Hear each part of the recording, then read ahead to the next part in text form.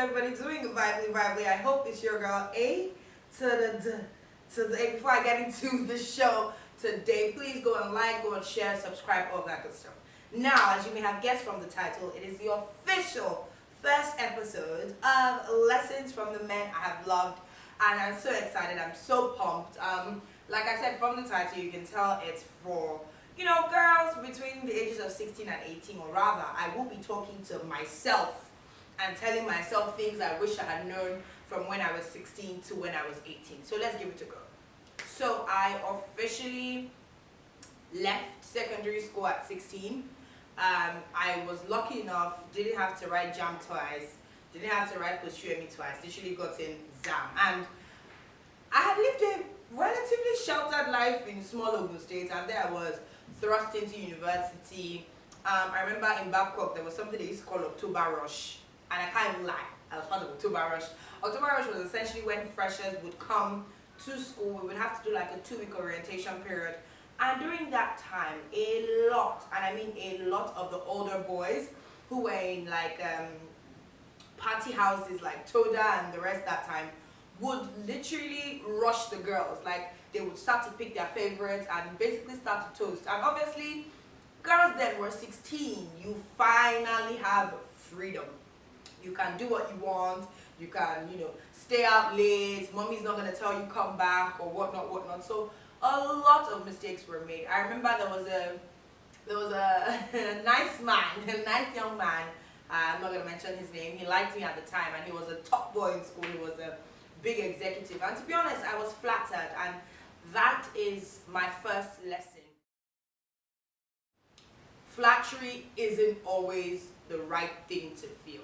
Now, I'm not saying all of that was wrong. It's the basic human, nature. A lot of times, these guys have dated a couple of girls in school, so new people coming in is an avenue to reconnect with people or connect with new people. But flattery isn't always directed, or it's not always there's not always good motive behind flattery, because that sort of flattery, for example, oh my god, you're so fine, you're the finest fresher we've had in years, blah blah blah, because you're so young, you're so, oh my gosh, he gives me butterflies, oh he's so cute, because you're so young and you're so inexperienced.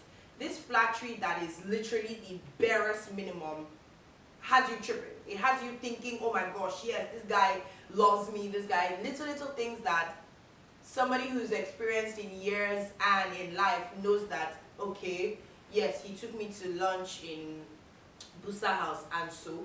But then for us, because we're so new, we're so green, oh my gosh, it was so good, it was so cool. And obviously this was a top guy in school. You felt like, yeah, I caught the biggest fish. Lies. Unnecessary, totally unnecessary lies. Thankfully that didn't go very far. I think he began his project or something. We just sort of stayed friends, and that ended. And I think by the time I was turning 17 or 18, I started my very first proper adult relationship. Keep in mind, if I dated you before 17, you are a colleague, you are a friend, I don't even know what you are, but you ain't a boyfriend, you're a part of my history. We were just playing around because it was nothing serious. But the first time I felt like I was in a proper adult relationship, I was 17 and a half, because my birthday is in January, so I clock a new age before everybody else. So how do I put it now? It was cute. It was a cute relationship, which a lot of relationships at that age are supposed to be. Thankfully, there wasn't a huge age difference. I think when I was in 100, he was in 300 level. So it was nice. I would say for me, it was an appropriate relationship. Nobody had expectations. Nobody was trying to pressure anybody to do anything sexual or anything like that, which I think is lesson number 2, which I'm really thankful for. Be careful of the guys who try to, at that age, not only pressure you, but groom you to engage in sexual whatever. Now, I feel like, personally, until you're 18, I don't think you have any business having sex. That's just me. You can if you want to, but I found out that, a lot of times, a lot of mistakes are made before that age. You're not as emotionally formed as you should be, and adding sex to that mix is just, it's not always the best thing. So lesson number 2 for the 16 to 18 year olds is If he is pressuring you to, do the nasty, no. No, that's a big red flag there. I mean, you're 17 years old, you're fresh out of secondary school, you're just learning the ropes, you're supposed to be at the point where, I know I sound like an African parent right now, but you should be at the point where you're building your grades, your CGPA to a relatively okay time, so that by the time you're in 300, 400 level, you're just cruising on whatever CGPA you build from 100 to 200. And I saw a lot of my friends make this mistake. They were leaving school. Obviously, you guys know the gist with Bangkok girls. They were out of school every weekend. They were partying. I'm not saying I didn't attend parties or whatnot, but my 100 to my 200 level, I didn't really do much because, first of all, I was even afraid because my mother literally lived down the road from my school. So she would pop up anytime and I'm like, oh, mommy, I'm in Lagos. Doing what? With who? So no, I didn't really participate in that. So first lesson is flattery doesn't always have the right motive at that age. Secondly, if he's pressuring you to do something you're not ready to do, forget about it. And I think the third and final lesson is, more often than not, they will serve you breakfast. Okay? Between 16 and 18, more often than not, you will chop 2, 3, 4 breakfasts to just give you, character. It's character development. I call that type of breakfast character development. Depending on how bad or how good it is, you might turn into a whole different person after the breakup. Now, my first breakup, I was Abuja. And it was in front of the Air Force building. I had gone to see my auntie in Abuja for Christmas.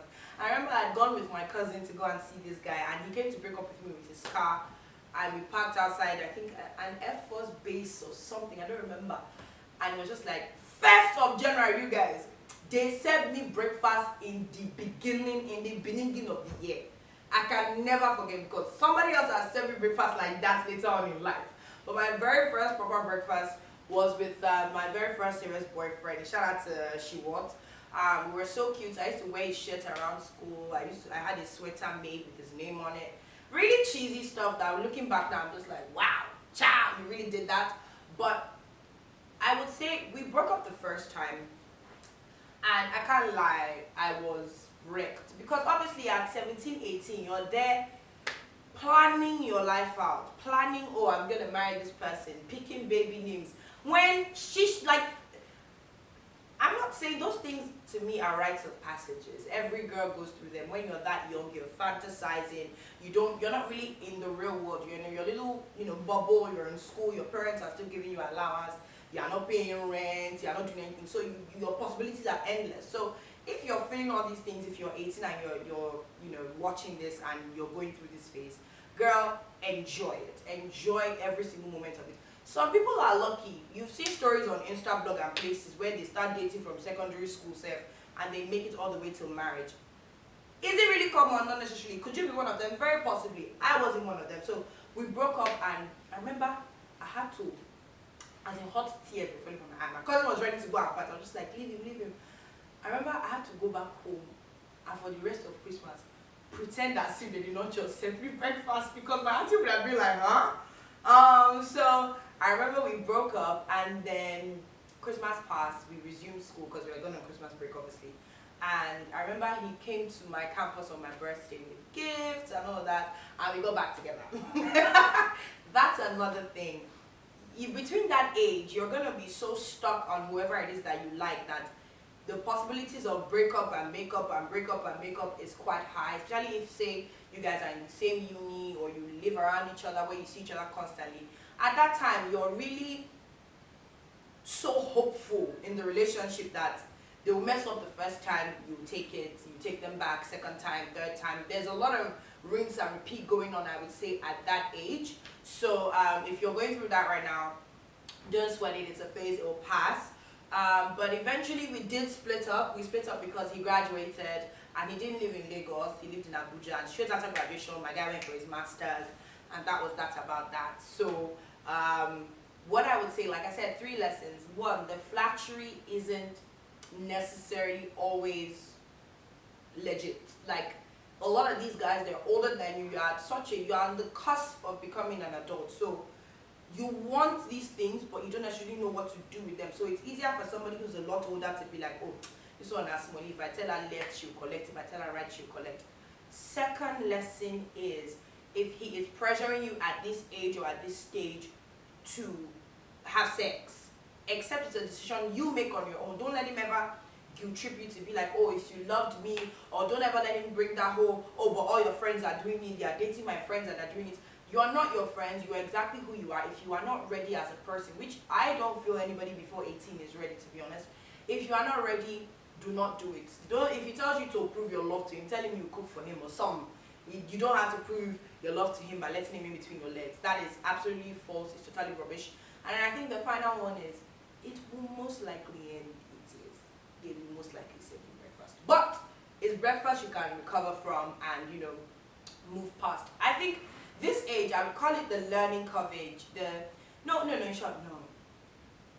You know what? This stage, I would call it the fantasy stage. You're young, you've seen all your aunties and your uncles get into relationships, and university, let's not lie, a lot of us, what we were really excited about to go to uni was, 1, freedom, 2, you got to have a boyfriend or a girlfriend, you got to live your best life. So 16 to 18 for me was fantasy stage. I could dream, oh, we're going to have a house here, we're going to have 3 kids. Life had really not done me bass boost. Life had not shook me at all. So for anybody in this fantasy stage, I would say enjoy it, live in it, but also have your head screwed on right. Your grades should not suffer because you have a boyfriend or your partner. I mean, your university is your best time to make all your mistakes, no doubt. But the act of balance is really, really, really important, because it's very easy to get carried away, especially somebody like me who was coming from relatively quiet town. So many things were new to me, and if I was not wired the way I'm wired, I for don't carry belay, I for don't pregnancy. You guys would have been seeing like a 6 or 7 or 8-year-old child right next to me right now, just living his best life. So to everybody, like I said, between these ages, male or female, live your best life, enjoy yourself, but remember the 3 lessons. Flattery isn't always from a good place. 2, if there's any sort of pressure or ultimatum, or if you love me, you will do this for sex, run. That person does not love you and just wants you for the wrong reasons. And finally, the 3rd lesson, there shall be breakfast, you shall consume it, and you shall be fine. There you have it, guys. It's the very first episode. Let me know what you think in the comments. Do you have any comments? If you're within these ages, are these things you're going through? If you're above these ages, are these things you went through? Let's make this interactive. Holla at me in the comment section, or you can hit me up on Instagram. I'm going to leave my Instagram handles, of course, as usual, within the video. Don't forget to like, share, subscribe, the 3 major things of YouTube. Help me to help myself to grow. I'll see you guys in the next episode.